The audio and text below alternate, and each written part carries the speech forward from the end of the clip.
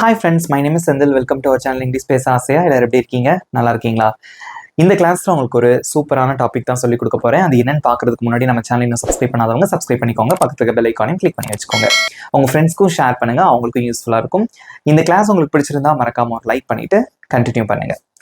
In this class, I am going to teach you 3 important prepositions in English.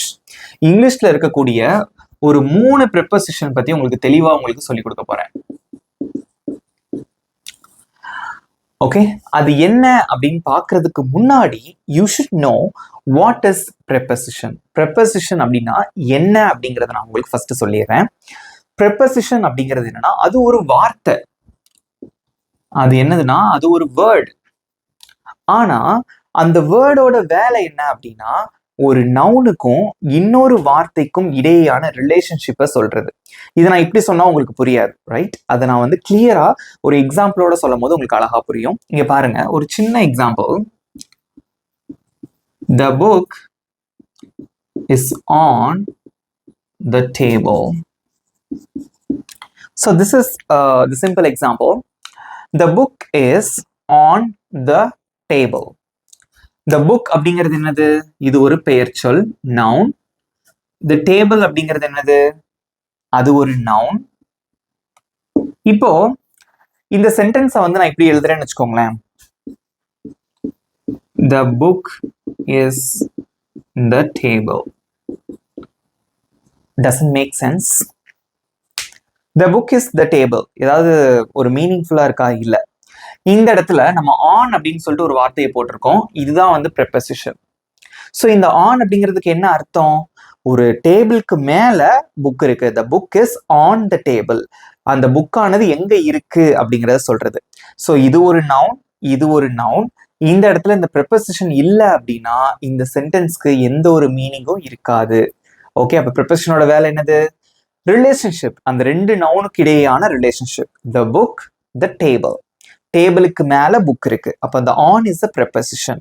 Okay, அது எதுக்காக use பண்றோம்? அந்த relationship. டேபிளுக்கும் அந்த புக்குக்கும் relationship என்ன? புக் வந்து டேபிள் மேல இருக்கு. So on is a preposition. Okay, அது எதை குறிக்குது? புக் வந்து டேபிள் மேல இருக்குங்கிறத குறிக்குது. வித்தவுட் ஆன், ஆன் அப்படிங்கிற வார்த்தை இல்லை அப்படின்னா இதுக்கு எந்த ஒரு அர்த்தமும் கிடையாது. ஸோ இது தவறு. இப்ப புரிஞ்சுக்கிட்டீங்களா? இந்த ப்ரெப்பசிஷனோட அந்த முக்கியத்துவம் என்ன அப்படிங்கிறத தெரிஞ்சுக்கிட்டீங்களா? So in this class, I'm going to teach you 3 important prepositions in English. Daily நம்ம பயன்படுத்தக்கூடிய prepositions. நிறைய பேருக்கு இதுல குழப்பம் இருக்கும். To, for, and from. So in this class, we are going to learn clearly about the prepositions to, for, from. Let's see. Okay.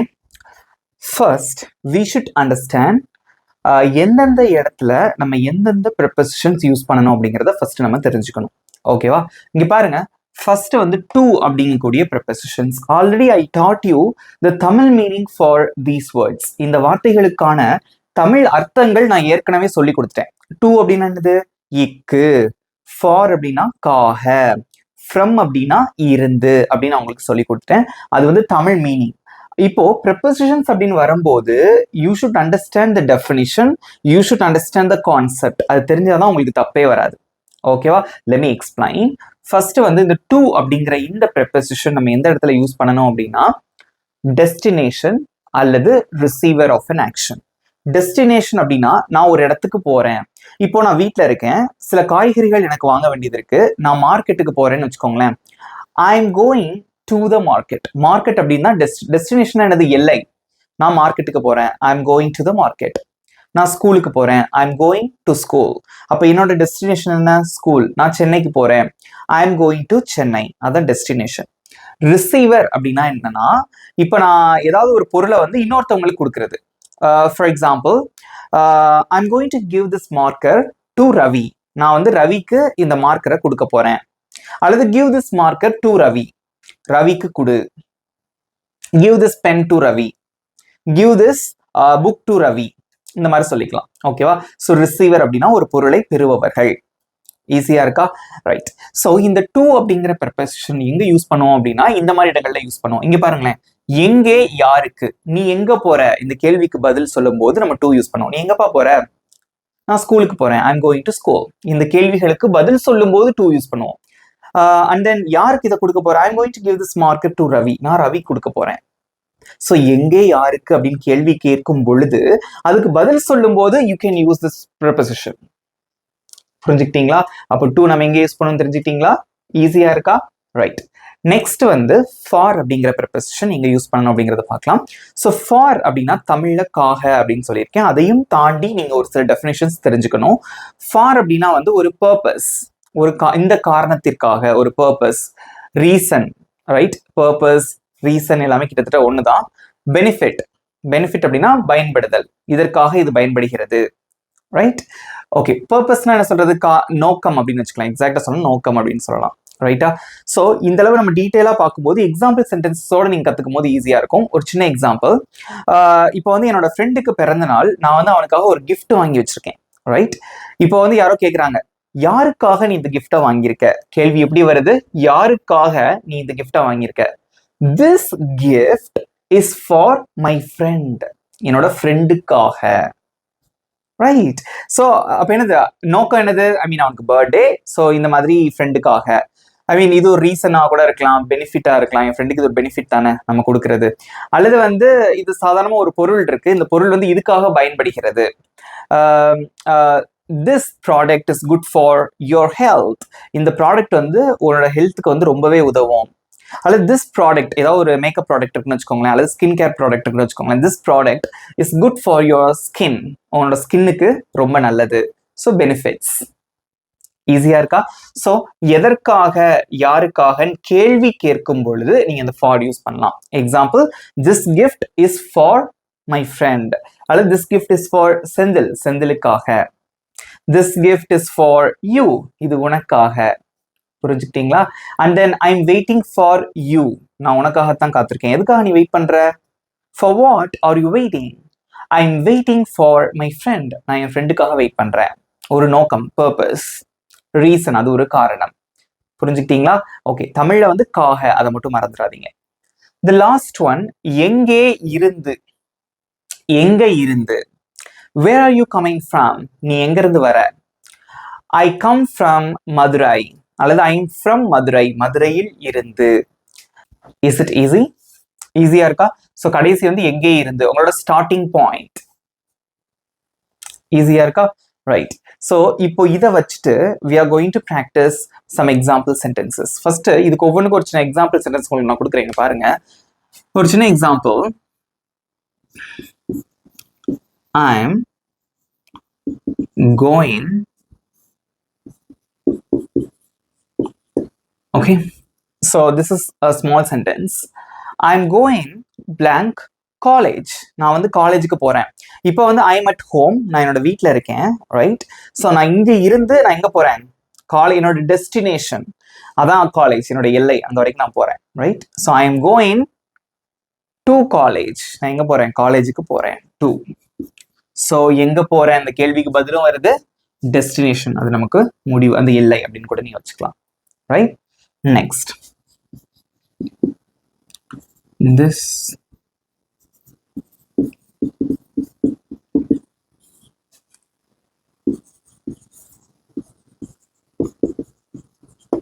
so you have bought a beautiful shirt. ஒரு அழகான ஒரு shirt வாங்கியிருக்கீங்க. யாருக்காக அப்படின்னா உங்களோட பிரதருக்காக, right? So இப்போ நீங்க சொல்றீங்க this shirt is blank my brother. So ஒரு ஷர்ட் வந்து பிரதருக்காக வாங்கியிருக்கீங்க, காக, என்னோட பிரதருக்காக. அதுக்கு ஒரு பர்பஸ், ரீசன் இருக்கு, ரைட்? ஸோ இதுக்கு என்ன சொல்லுவீங்க? this shirt is for my brother. ஈஸியா இருக்கா? ஸோ நெக்ஸ்ட்,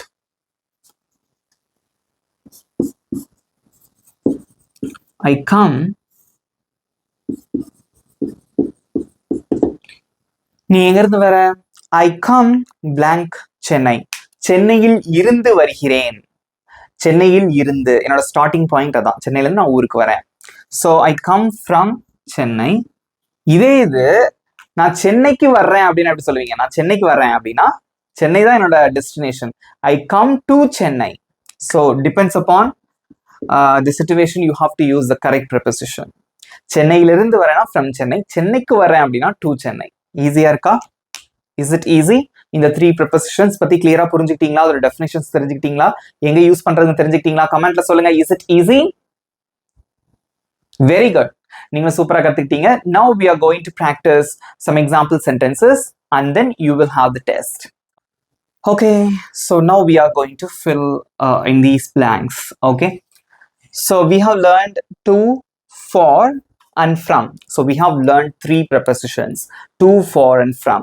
ஸோ இதில் வந்து என்னெல்லாம் வரும், எங்கெல்லாம் வந்து டூ வரும், எங்கெல்லாம் ஃபார் வரும், எங்கெல்லாம் வந்து ஃப்ரம் வரும் அப்படிங்கிறது நீங்கள் தான் என் கூட சேர்ந்து ஆன்சர் பண்ண போறீங்க. ஸ்டார்ட் பண்ணலாமா? யாரும் அமைதியாக இருக்கக்கூடாது. எல்லாரும் உங்களோட ஆன்சர் வந்து கமெண்ட்ஸை சொல்லிட்டே வாங்க. ரீட் பண்ணி பார்த்தாலே உங்களுக்கு தெரிஞ்சிடும். ஓகேவா? இங்கே பாருங்க. ஐ ஸ்டடி, நான் படிக்கிறேன், பிளாங்க் தி எக்ஸாம். நான் வந்து எக்ஸாமுக்காக படிக்கிறேன். நான் படிக்கிறதுக்கு ஒரு நோக்கம் இருக்கு, ஒரு பர்பஸ், ரைட்? நீ எதுக்காக படிக்கிற அப்படின்னு கேட்குறாங்க. I study for the exam. Okay, so for the exam ஒரு பர்பஸ், எக்ஸாமுக்காக, அதனால ஃபார் யூஸ் பண்றோம். I study for the exam. Next, I am blank Madurai. நீ எங்கேருந்து வர? Where are you from? நீங்க சொல்றீங்க ஐ ஆம் மதுரையில் இருந்து. எங்கிருந்துங்கிற கேள்விக்கு பதில் மதுரையில் இருந்து, from Madurai. So I am from Madurai. I am from Madurai. Next, thank you. யாரோ ஒருத்தர் வந்து someone helped you, உங்களுக்கு வந்து ஹெல்ப் பண்ணாங்க. So you are going to thank them. அவங்களை நீங்க தேங்க் பண்றீங்க. Thank you blank your help. Right? எதற்காக நீங்க நன்றி சொல்றீங்க? எதற்காகங்கிற கேள்விக்கு பதில் இருக்கு. So thank you for your help. Thank you for your help. Next, give this book. Okay, ஒரு புக் கொடுக்குறாங்க. ஸோ கிவ் திஸ் புக், இந்த புக்கை கொடுங்க, பிளாங்க் ஜான். ஜானுக்கு கொடுங்க. ஸோ யாருக்கு கொடுங்க? ஜானுக்கு கொடுங்க.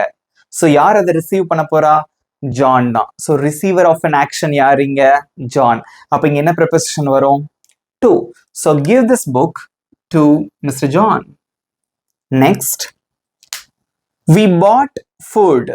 வி பாட்னா நாங்கள் வாங்கினோம், ஃபுட் அப்படின்னா உணவு. ஓகே, நாங்கள் உணவு வாங்கினோம். யாருக்காக? பிளாங்க் த சில்ட்ரன், குழந்தைகளுக்காக. ஸோ யாருக்காகங்கிற கேள்விக்கு அங்கே பதில் இருக்கு, த சில்ட்ரன், குழந்தைகளுக்காக. ரீசன் அதான், ரீசன் பர்பஸ் அதான் இல்லையா? ஸோ குழந்தைகளுக்காக. இந்த இடத்துல என்ன வரும்? டு வருமா, ஃபார் வருமா, ஃப்ரம் வருமா? For the children. Next, I learned. I learned அப்படின்னா நான் கற்றுக்கொண்டேன், இங்கிலீஷ், ஆங்கிலம். Blank my teacher. நான் என்னுடைய ஆசிரியரிடம் இருந்து ஆங்கிலம் கற்றுக்கொண்டேன். யாரிடம் இருந்து? எங்க இருந்து நீங்க கத்துக்கிட்டீங்க? ஆசிரியரிடம் இருந்து. அப்ப என்ன போடுவீங்க? From my teacher. I learned English from my teacher. Next, she is talking. அவள் பேசிக் கொண்டிருக்கிறாள், blank her teacher. So teacher கிட்ட பேசிட்டு இருக்காங்க. ஸோ பேசுறத கேட்கறது யாரு? ரிசீவர் யாரு? இங்க டீச்சர் தான். அப்ப இங்க என்ன வரும்? To her teacher. She is talking to her teacher. Next, this medicine is blank fever. ஒரு மெடிசன் இருக்கு. இந்த மெடிசன் எதற்காக அப்படின்னா ஃபீவருக்காக. ஸோ ஃபீவருக்காக ஒரு பெனிஃபிட். இந்த மெடிசனோட பெனிஃபிட் என்ன? ஃபீவரை சரி பண்ணும், ரைட்? ஸோ அப்போ இங்க என்ன வரும்? This medicine is for fever. Next, the water flows. Water வந்து விழுது, ஃப்ளோ ஆகுது. பிளாங்க் த மவுண்டைன், மலைகள்ல இருந்து விழுது, வருது, ஃப்ளோ ஆகுது, ரைட்? ஸோ மழை தான் வந்து ஒரு சோர்ஸ். எங்க இருந்து வருது? மலையிலிருந்து, மவுண்டைன். அப்ப என்ன வரும்? From, origin. மவுண்டைன் தான் origin, source, right? Next, we are going blank the market. So நாங்க வந்து மார்க்கெட்டுக்கு போறோம். மார்க்கெட் தான் எங்களோட டெஸ்டினேஷன். அப்ப இங்க எங்க போறீங்க? மார்க்கெட்டுக்கு. அந்த பதில் இருக்கு பாத்தீங்களா? இங்க என்ன வரும்? To the market. அவ்வளவுதான். ஸோ நிறைய பேர் வந்து எல்லா கேள்விகளுக்குமே கரெக்டா ஆன்சர் பண்ணியிருப்பீங்க. ஸோ இது வந்து ஜஸ்ட் ஒரு ப்ராக்டிஸ் மட்டும்தான். ஈஸியா இருந்ததா? இப்போ தெரிஞ்சுக்கிட்டீங்களா? டூ எங்க யூஸ் பண்ணணும், ஃபார் எங்க யூஸ் பண்ணணும், ஃப்ரம் எங்க யூஸ் பண்ணணும் தெரிஞ்சுக்கிட்டீங்களா? ஏன்னா அதிகப்படியா நம்ம வந்து இங்கிலீஷ் பேசும்போது we are using these 3 prepositions. இனிமே மறக்காதுல. புரிஞ்சுக்கிட்டீங்களா? புரிஞ்சவங்களா ஒரு லைக் போட்டுக்கோங்க. ஓகே, ஸோ இப்போ நம்ம பார்த்த இந்த டு, ஃபார், ஃப்ரம்ல இருந்து உங்களுக்கு ஒரு சின்ன டெஸ்ட். ஸோ உங்களுக்கான test, here I have written 5 sentences. இங்கே எங்கெல்லாம் வந்து டு வரும், எங்கே ஃபார் வரும், அண்ட் தென் எங்கே வந்து ஃப்ரம் வரும் அப்படிங்கிறத நீங்கள் தான் கமெண்ட்டில் சொல்ல போகிறீங்க. உங்களுக்கு 20 seconds டைம், அதுக்குள்ளே உங்கள் ஆன்சர்ஸை கமெண்ட்ஸில் சொல்லுங்கள். Your time starts now. சென்டென்சஸை நல்லா ரீட் பண்ணி கவனமாக ஆன்சர் பண்ணுங்கள்.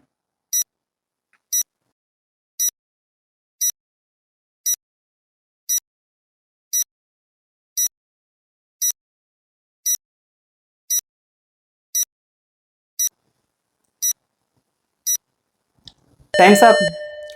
குட் ஜாப், சூப்பர் ஆன்சர் பண்ணீங்க, very good. Let me tell you the answer. Check பண்ணிக்கோங்க, உங்க மார்க்ஸை வந்து மறக்காம கமெண்ட்ஸை சொல்லிடுங்க. So thank you for your support. I bought vegetables. நான் வாங்கினேன் வெஜிடபிள்ஸ், காய்கறிகளை. எங்கிருந்து? ஃப்ரம் த மார்க்கெட்டிலிருந்து. I am going to school. He is from Delhi. அவன் வந்து டெல்லியில இருந்து வந்திருக்கான். So he is from Delhi.